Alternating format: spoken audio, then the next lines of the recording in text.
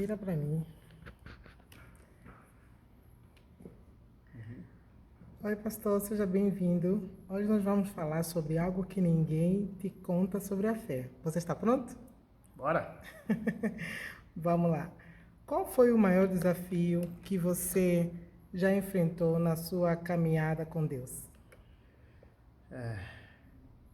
O maior desafio talvez seja essa relação com Deus, a um ser que não pensa como eu, que os seus pensamentos são maiores do que eu, e em alguns momentos as minhas expectativas estavam desalinhadas com o que Deus projetava para minha vida, e isso naturalmente me trouxe uma frustração muito grande e uma relação antipática com o divino.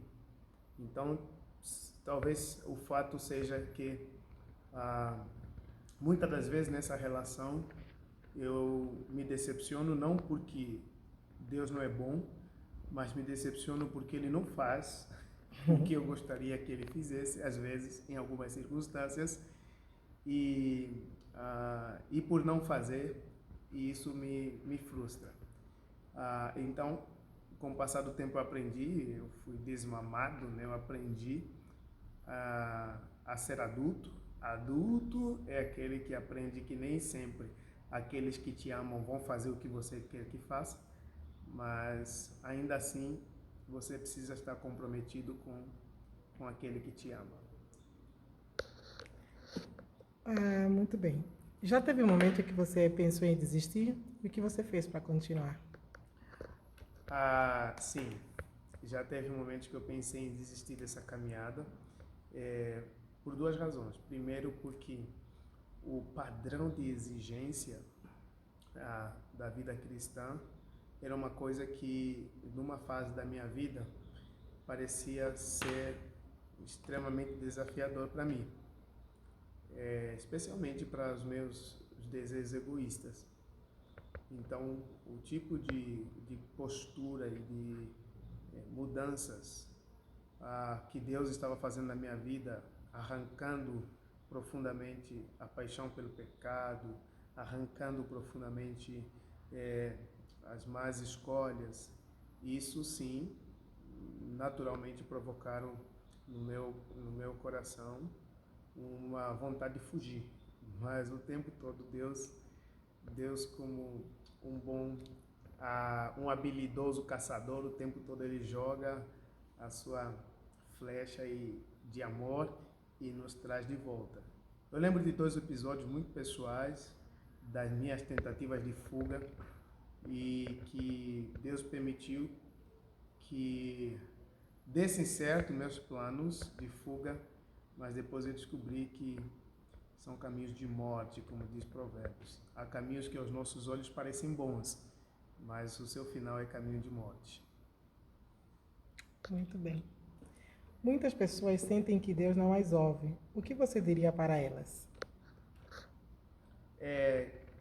Eu diria para essas pessoas que nossa mente às vezes nos engana. E não são poucas vezes que nós somos enganados pela nossa mente. Ela é condicionada ao ambiente, ela é condicionada ao meio, ela é condicionada a vários fatores. A gente não pode tão somente guiar a nossa vida a partir da nossa cognição. É aí onde entra o elemento fé. Você precisa continuar confiando nas promessas de Deus, na palavra de Deus. Ele não mente, ele não é homem para que minta. Então o que ele falou é verdadeiro e o que ele falou para a sua vida é para a sua edificação e é para fortalecer a sua vida. Então, duvide das suas dúvidas, se apegue em Deus, e mesmo quando a sua cognição não te apoia, aí você caminhe pela fé. Muito bom. Como a fé pode transformar a vida de um jovem hoje? É só olhar para a minha vida, né? Para o meu próprio testemunho, tudo que aconteceu na minha vida, né? Especialmente o fato de ter formado uma família, essa luta por construir uma família saudável, uma contribuição na sociedade, contribuição profissional na sociedade, a partir da ciência. E várias questões que eu podia dizer que o início de tudo isso, o estopim de tudo isso a virada foi quando eu decidi levar a minha relação com Deus a sério, e Deus começou a arrumar a minha vida, e Deus começou então a me dar uma capacitação para que eu pudesse internamente resolver os meus traumas, minhas questões do passado, e também externamente contribuir com a sociedade, contribuir com o meu próximo. Então, a fé é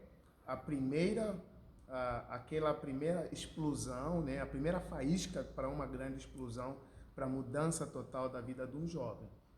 Se você me perguntar o que é mais importante hoje na vida de um jovem, mais do que arranjar uma pessoa adequada para dividir o resto da vida, a isso a gente chama de esposa, mais do que arranjar uma ocupação para o resto da sua vida, que nós chamamos de profissão ou formação, escolher um cantinho para viver, o que a gente chama de moradia, residência fixa, mais do que tudo isso, é de fato entregar o seu coração a Deus, na figura do Senhor Jesus Cristo, para que Ele possa pacificar você, porque você está em guerra. Você está em guerra consigo mesmo, você está em guerra com o mundo, você está em guerra com as suas vontades, e quem pode pacificar você? Não é a ciência, não é a autoafirmação, só Jesus pode pacificar seu espírito. Amém, amém. Muito obrigado por essa oportunidade. E se essa conversa faz sentido para você, compartilhe com alguém que está precisando ouvir isso hoje. Um abraço.